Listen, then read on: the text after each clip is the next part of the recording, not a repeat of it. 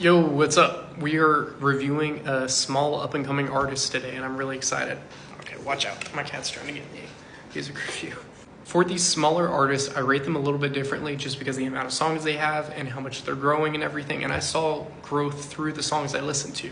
And I'm very excited to say that I did enjoy some of the tracks from his discography.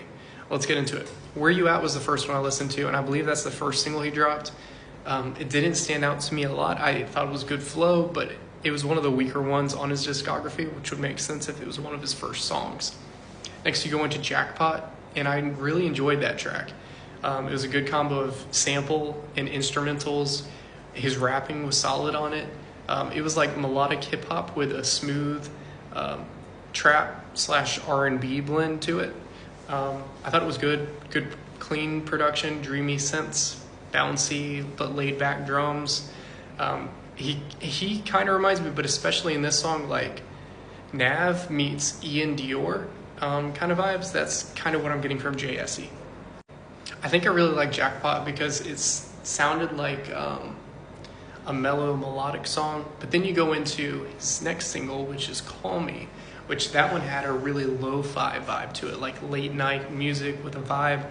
I enjoyed that one. It was enjoyable. It was a little long. Like in the beginning I was really enjoying it, and then it just got a little repetitive for me. I really thought that was a great song. Probably would have shortened it a little more or had a beat switch or something in there to differentiate it a little bit more. Next up is What's Your Name? And I thought it was great. It wasn't too long. It wasn't a super long track. Doesn't overstay its welcome. I thought it was great. What's to Cost is next, and that one had some impressive rapping on it. I would probably revisit that song.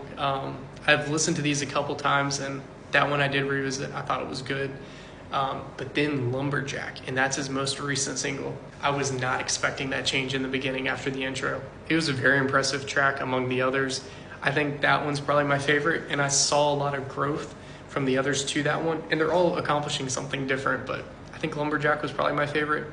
Needless to say, he's definitely got a future. Overall, as an artist, for his size, small, up-and-coming, as new as he is, I give him a solid 6 out of 10 in his own field, because he doesn't have a professional production team behind him and everything. What he's been able to accomplish is really impressive, and if he continues to grow at this rate, who knows? I think he's figuring out his niche, and I love when he chooses to swap it up and changes the flow, the tempo, and the samples he uses. I think that's what I would recommend.